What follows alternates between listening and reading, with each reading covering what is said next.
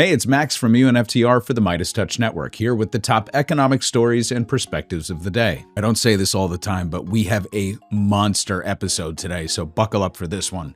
Our lead story, of course, is Donald Trump's How to Lose Friends and Influence Nobody tour, which made a stop in Davos, where the titans of finance gathered from all over the world to hear erudite and incisive words like this. The situation in Minnesota reminds us that the West cannot mass import foreign cultures which have failed to ever build a successful society of their own. I mean, we're taking people from Somalia, and Somalia is it's not a nation. Got no government, got no police, got no military, got no nothing. Yeah, Trump doing Trump stuff on the world stage again. We're going to dig into Davos along with some fresh economic data about the Treasury, the U.S. housing market, inflation, and more. This is the macro take from MeidasTouch, so let's go.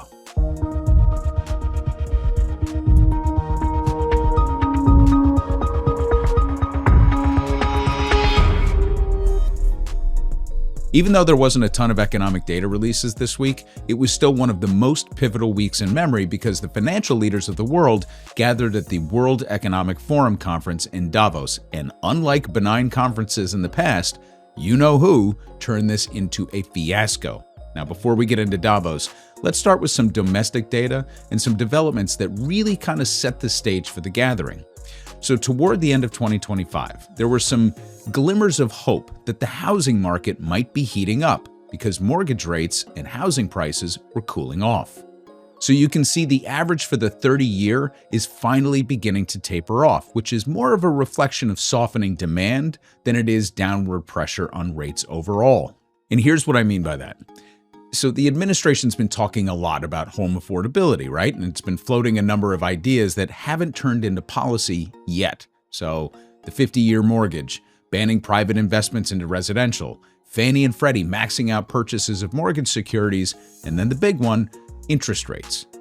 And can we just pause for a moment to marvel at GOP hypocrisy?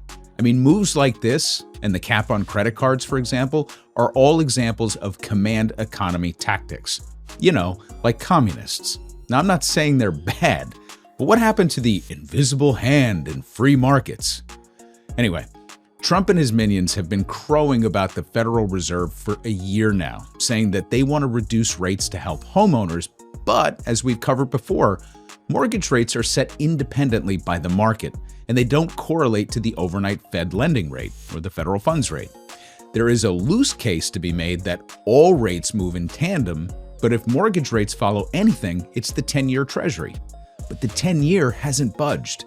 It's virtually unchanged under Trump's second term, despite the fact that we've had 3 rate cuts in 2025. So housing is a double-edged sword because it's the one area of the economy where you're damned if you do and damned if you don't. And here's what I mean by that. Asset inflation is one of the biggest issues that we have in terms of affordability. So think about homes, cars, equities, or even gold. Things that are so expensive that it's hard to break into these markets when they're high. Now, on the flip side, it means that those who possess these assets have